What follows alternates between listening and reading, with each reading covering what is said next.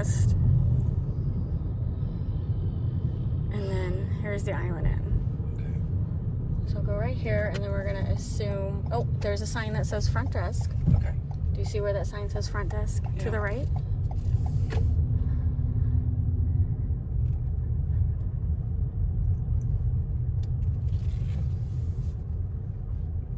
Oh my God.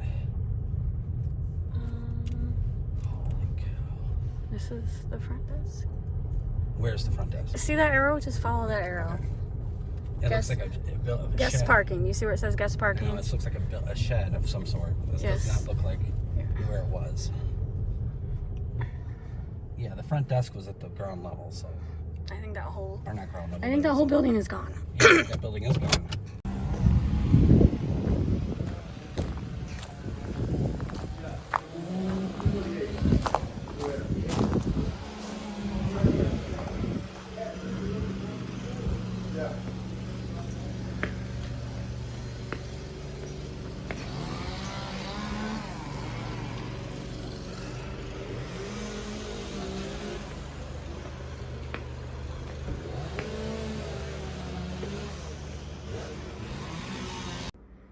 We are at the Island Inn.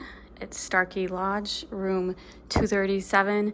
So on Starkey Lodge, only the 4 rooms on the top level are rentable. The 4 rooms on the bottom are being repaired. So if you hear construction, that's what it is. And there's construction all over the place. But this building survived the hurricane, and it actually looks pretty darn good. We personally have never stayed in the Starkey Lodge. We've always stayed in the historic cottages that are no longer standing. So they got some toiletries, nice bathroom with a tub, a little kitchen, which I do love the Island Inns, like with their little kitchens, a nice couch. This is very nice. So right now the current rate was $399 a night, so expensive. And oh my gosh, we have a crab towel animal, very nice. And we have the perfect view of the beach. Unfortunately, we have a perfect view of the beach. This used to be, the pool would be right there to the left. There would be games and the chair and stuff. It's all gone, all gone. And now the beach is way closer than it used to be. So this building to the right that is fenced off, we have stayed in that building before. So it really got devastated during the hurricane. And so the Matthews Lodge over there, I think that's 12 rooms, fully rentable. And so that's why you see all these people, they're staying in that lodge over there. So yes, open for tourists. And it was kind of hard for us to even get this room for one night. So people are booking. This is the only hotel on Sanibel. And what used to be a beautiful corner room is now you get to... Yeah, now we got to hear construction. I'm not complaining. I'm not complaining. I'm just talking. There used to be trees. Yes. And all that stuff. So this used to be trees, and all the cottages were over there. I'm just This used to be total lush. observations. I don't mind the construction. No, it's crazy. Okay, and it says after 9, it's turtle time. It's not turtle nesting season right now. That starts in April, but I'm glad to see that they are reminding people. So, all right, this is room 237. And they have keys, old-fashioned keys, so, and the doors lock automatically. And they have limited sources, like resources. There's no hotel. I'm sorry, there's no restaurant. There's no food. The actual check-in counter closes at 5. And they have bikes, and you have to rent them.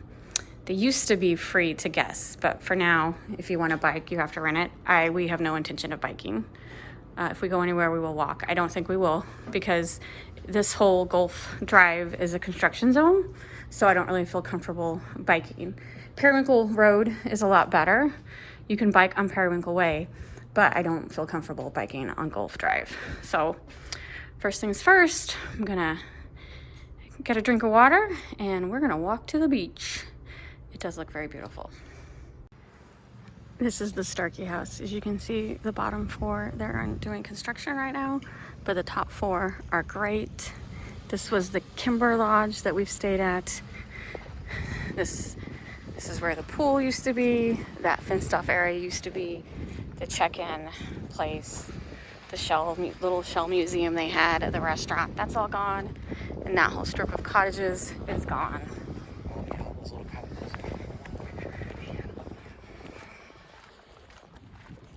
They did set up like a little, if you want to grill out, got a little grill out station, and they said they put these chairs out every day.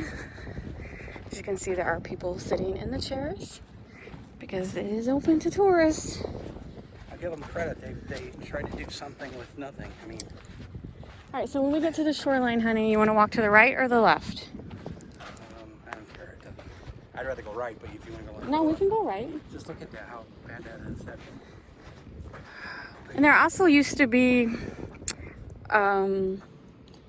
like in between the property and the beach, there used to be like mangroves and sea oats. All that is gone. There was a pool. I can't believe they dug up the pool. I guess it must have been so bad damage that they dug it up completely. When the ocean destroyed it up. Oh, yeah. That's the Kimber Lodge. Because remember, we used to stand up on this patio up here. Yeah. We would, yeah.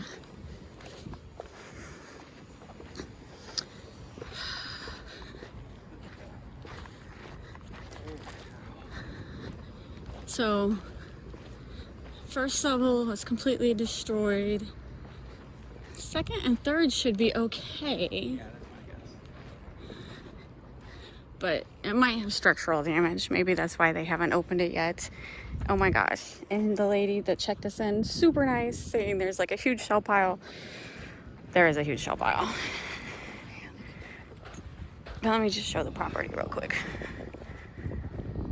This is all that's left. And I have some older Island Inn videos I'll probably remember to link down below so you can get your own. You can see the before and after. Look, someone found some huge conch shells over here. Whelk shells. Like, this is how amazing the shelling has been. Look at these. You could find anything anywhere. Look at these whelk shells that someone found. Look at how big these are. Oh my God, isn't that amazing? Very cool. I am looking for little shells. I like big shells, don't get me wrong, but I really love the little shells.